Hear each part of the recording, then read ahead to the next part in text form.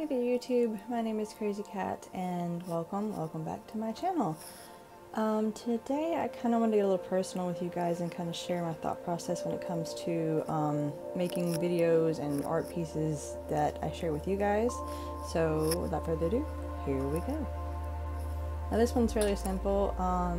I've gotten to where I want to get more in depth with my pieces so that I'm not just fumbling around throwing whatever I want on a piece of paper like I kind of did back in October. But the piece that I'm going to be showing you guys today, if I flip it to in my notebook, is like a little landscape scene, ocean scene, because I went on my Facebook page. I do have a Facebook page. I'll link it down below for you guys if you want to follow it. Also my Instagram. And a lot of people on Facebook were sharing what their favorite art pieces were to look at or buy or whatever, and the one that came up a lot was nature / lake scene. So I kind of went on the internet and looked around for some ideas. I did too. This one is not really complete because I haven't put the color swatches on it yet, but what I wanted to start doing was like start off with a little thumbnail idea, because the piece that I'm going to be using is a small little 5x5 art block, and sketch out what I kind of think the piece should look like, and then I kind of make it larger just so I can see it or picture it bigger and see what I need to tweak. Like, see, you can see here there's tweaking. It may cut down the mountains to 2 mountains, or then I may make these trees bigger or whatever. Still subject to change even the creation of the piece. And then I always go, what I always want to know is my colors, so I will swatch my colors. In this case I used gouache. This is from Arteza, the gouache colors, and that way I know what I'm using, I know what I'm working with, and then I go from there. So with that in mind, let's get into the piece, shall we? Now, starting off with this piece is something that I struggled with for years, even though I took art in college, quote unquote. I have a degree in this. You'd think I would have figured it out by now. But always start with your background, and if you can't figure out what to paint, go ahead and paint the background whatever color you want. It's a lot easier to deal with color than it is stark white, at least in my brain that it does. But the reason why you start with the background is because it's a lot easier to have the background done than fill in details later, especially when you have finite details that you can't put anything behind it. So in this case I started off with my sunset, and my sunset was going to be the orange and gold, and this also allows me to do the horizon line that's necessary, because yes, in order to do foreground and background you have to have a horizon line. So I was able to make the lighter colors my horizon line, where I filled in the mountains later.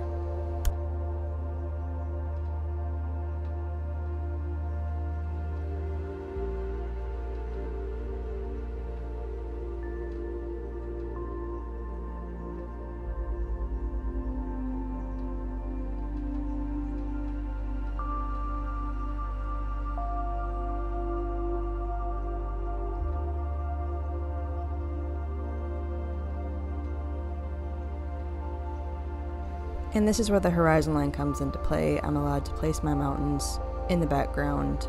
And funny thing about being in the background, it doesn't have to be detailed. Yes, you can add details, which I do. I show the highlights and the lowlights, like where the sun's hitting the mountain versus where the mountain is blocking light, so shadow. And it doesn't have to be completely detailed. You can literally, I mean, I'm not saying slap triangles in the background, make them funky, rough triangles, have the rock detail, but they don't have to be like, oh, I can see every speck of snow. No, it's in the background. The farther something away is, the more blurry that it is. But in this case, to add that little bit of oomph detail, I added purple with my gray. I feel like that would be a pretty interesting way to have a mountain, just because the farther away a mountain is, hi baby, did y'all hear my cat? Sorry. The farther away a mountain is, especially with rock, there's a sense of air around it, so it depends on like if there are clouds or not. Is it hazy? That sort of thing. So depending the fusion of light and how it hits the stone, that's why I did purple. I hope that made sense. It made sense to me. But yeah, purple mountains, they're great.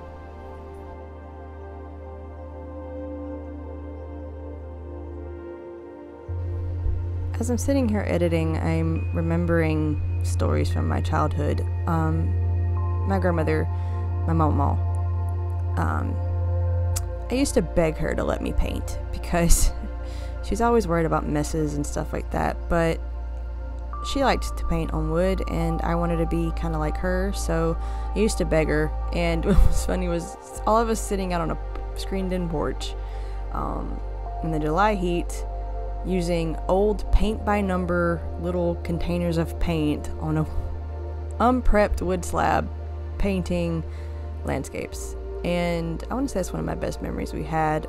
We didn't do it too often. Like I said, she was very particular about messes and whatnot, and she always she bless her heart, she hoarded everything. Like I said, using old cloggy paint by number paint for a set that doesn't exist anymore just was hilarious because she didn't want to waste her other paints. But you know,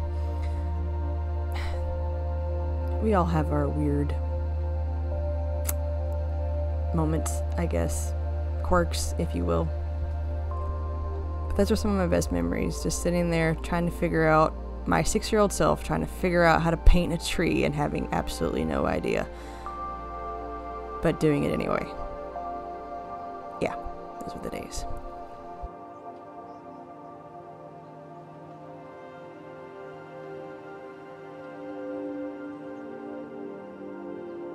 And here's one of my favorite moments of making this piece. I literally channeled my inner Bob Ross and just slapped that big boy on that canvas. it was just like, all right, too late now, let's go, let's figure this out. And I was trying to remember how we did it with that fan brush. You see I struggle here for a minute, but then it just hit brain. It's just like, just slap it on that page, make that tree come to life. It doesn't matter how big he is, it doesn't matter that I'm covering up the background, he's there and he's happy. So happy little tree.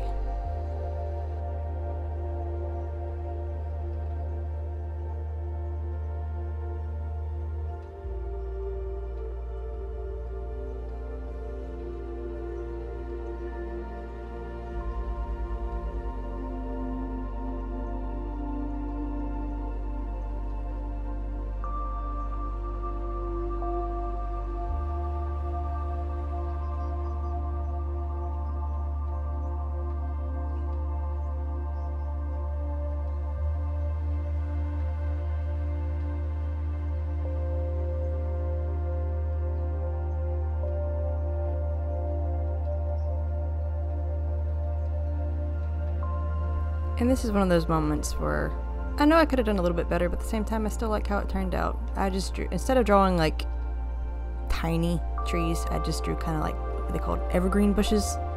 Elderberry bushes? Is that what they're called? I figured they were cute.